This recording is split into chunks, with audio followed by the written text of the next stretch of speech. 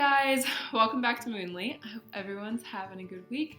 Today I really want to talk about what is endometriosis and what my symptoms are, because I think that there are many of us, like the average person, it takes them 10 to 12 years to get a diagnosis of endometriosis, and I think it's because the symptoms a lot of doctors have been told are normal. They're just painful periods, or if it's beyond a painful period, it's just in their head. So I wanted to go over my symptoms to see if it's helpful for any of you, but also just remember that just because these are the symptoms that I get does not mean every single endo sufferer also gets them, because endo is so multifaceted. There are some people that get severe pain, people that get some pain, and some people who don't get pain at all. So please just remember that this is just my experience, and I hope you guys find it helpful. What is endometriosis? So endometriosis is actually it's a tissue that is similar to the uterine lining in our uterus. If you guys remember, there's 3 layers. That most inner layer of our uterus, it's similar to that tissue, but not the same. They've actually done studies to find that the tissue looks similar, but there are different components to it. And essentially that tissue gets displaced throughout the body. And when that tissue sometimes bleeds, it actually causes inflammation, which is why we get pain. And I also want to make clear that endo has been found in so many areas of the body. So for me, mine was on my right ovary, my rectum, my bowel, and just all over my pelvis. But it is common in the pelvic region on places like the bladder, the fallopian tubes, the kidneys, and they've even also found it in someone's nose, on the heart, on the lungs, on the brain, on the liver. I think those are all the ones that I've seen. So it grows a ridiculous amount of places. I mean, when you think about it, something that causes horrible periods can also give someone nosebleeds if it's growing in their nose. So yes. And I want to talk about my pain. So one of the first things I noticed when I first started my period was period pain. Before that, I don't remember any specific pain that was similar to this. Obviously, I still had bloating looking back, but I was also lactose intolerant, so could have been that. They also think I'm celiac, and I pretty much ate bread every single day. So it could have been that too, but I didn't notice my first pains until I actually started my period. So I get 2 different types of pains when I start my period. The most common I get is this dull, aching pain that goes down my right leg. And essentially, the best way to explain it is it feels like someone's sending super high intense pulsage through like my legs muscle, and it just hurts. I mean, it lasts like 6 to 7 hours, and it's really painful. I know for a lot of people, they get a lot of back pain when they start their period. Mine actually goes down my leg. That is the main spot. So usually I am laying on the bed for 6 to 7 hours with a heating pad and just taking it, and I've learned just to take it all these years. And I will say though that time period between 6 to 7 hours has actually been cut down to about 30 minutes to an hour since I've made a lot of changes to manage my endometriosis. And then the second thing that I sometimes get with my period, not as often, but I do prefer it over the other one, is this paralyzing pain. So I get this sharp pain that goes through my bowel and my vagina, and it feels like essentially someone's taking the sharpest knife that they have and carving at both of them. And occasionally I would also notice that it felt like my vagina was contracting, and that was crazy, but it feels like your vagina is contracting, and then it feels like someone's taking knives and going down and just like at my vagina, at my bowel, at my rectum, and it's very painful. But the reason I prefer that is because the pain only lasts about 15 minutes and I can't move. Whatever position I'm in when they start, that's the position I'm stuck in. So if I'm standing, I'm stuck standing. If I'm like leaning back, like sitting on the floor, I'm stuck in that position. It sometimes causes yelling, but it only lasts 10 minutes. I don't get this one that often anymore. I might occasionally get it outside of my period, just randomly, really quickly for maybe 30 seconds, but that's it. I don't get it that often anymore.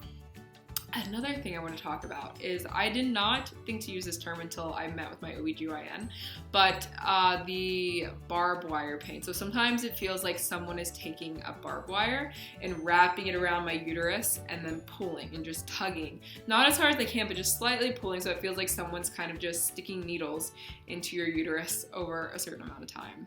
That pain sucks. The other thing is this past the past 2 cycles, I actually reintroduced meat into my diet. And for me personally, I learned from that experience that meat does not work with my endometriosis. And from that, I have had this pain that I've had before. Don't get me wrong, like I have pelvic floor issues, but I've never had it to this extent and this painful.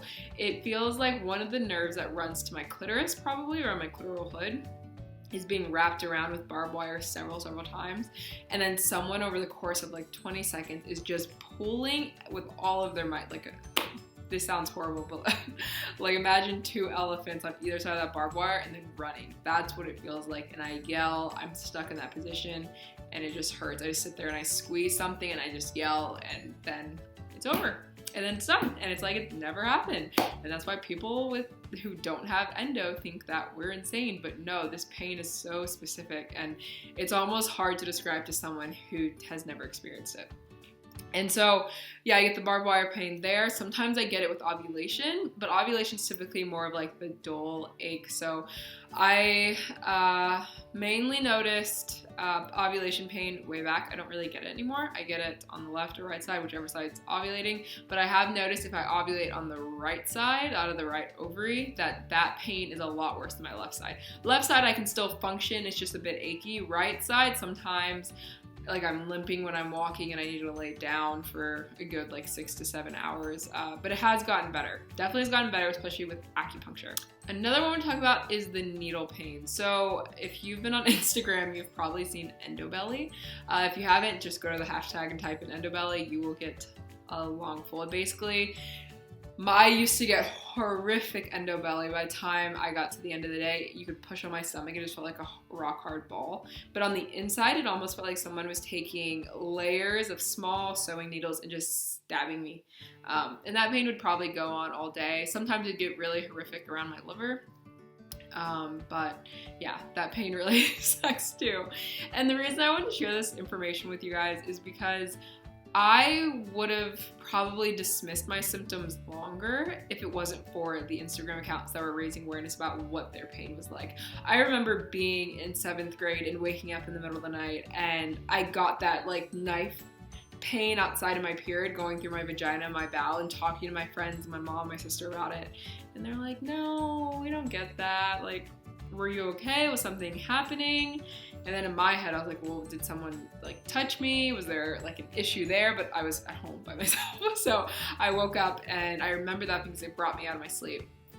And another thing that I want to tell you guys about is I noticed this a few years ago was on my right ovary, because that's actually where they found some endometriosis, not a lot, but they did find some there, is in the middle of the night where my right ovary is. Sometimes it would feel numb. It would feel like almost just like a circular bit over my ovary that was just numb. I just couldn't feel it if I ran my fingers over the skin. So that's another thing I noticed. And then the other thing that you'll hear a lot from endo people is painful sex. Not everyone gets this, but I do. Occasionally, usually in my luteal phase, but it has gotten a lot better. So essentially for me, painful sex sometimes feels like someone is taking a really massive bar and shoving it into my cervix as hard as they can, and that hurts my cervix obviously. But then sometimes when they put like the penis hits my cervix, it almost feels like my uterus and fallopian tubes are almost trying to be dragged out at the same time. So it's like this pulling and pushing effect. That's really painful. There has been occasions where I've actually gotten period cramps from sex.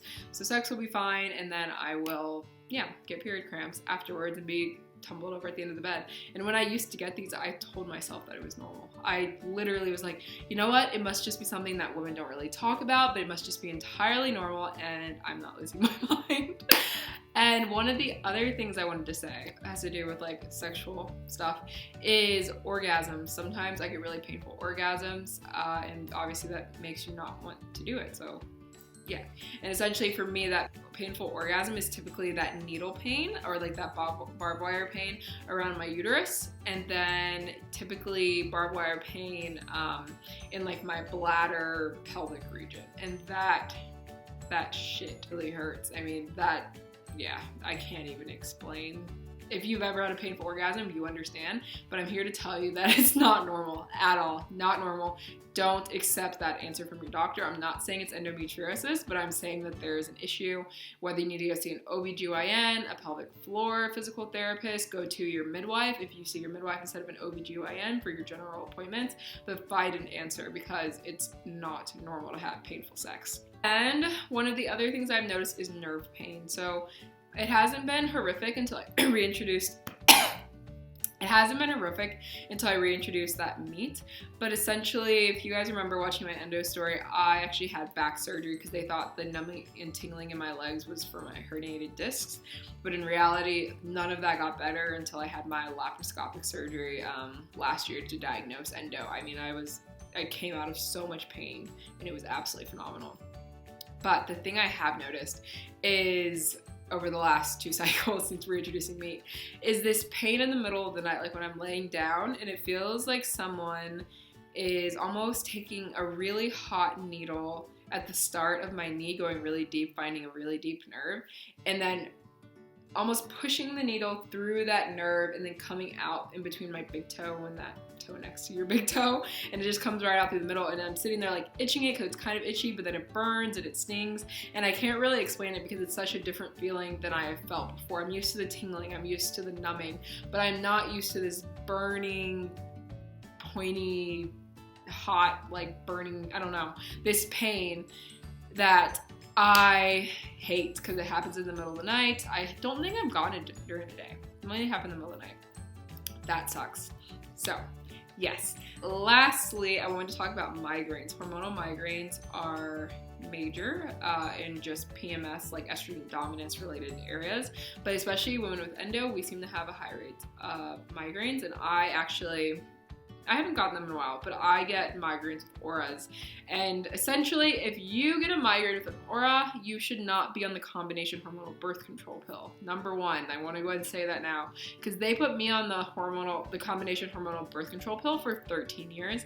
And if you get migraines, especially with auras, you increase your chance of a blood clot and stroke significantly. So please, if you don't want to track your cycle and you want to protect yourself, just talk to your healthcare professional. Look into like the mini pill, the copper IUD, but if you get migraines with auras, know that your risk of a blood clot and stroke increase. And I used to get these all the time as a kid, usually a week before my period. Obviously back then I wasn't thinking about it that way, but now I do. It was always a week before my period where my estrogen levels were too high, my progesterone levels were too low. And I haven't had one in maybe 6 or 7 months. And it's because I think I've been working really hard to balance out my hormones. I can see the difference in the way I chart my cycle, and that my progesterone levels are so much higher above the cover line than they used to be.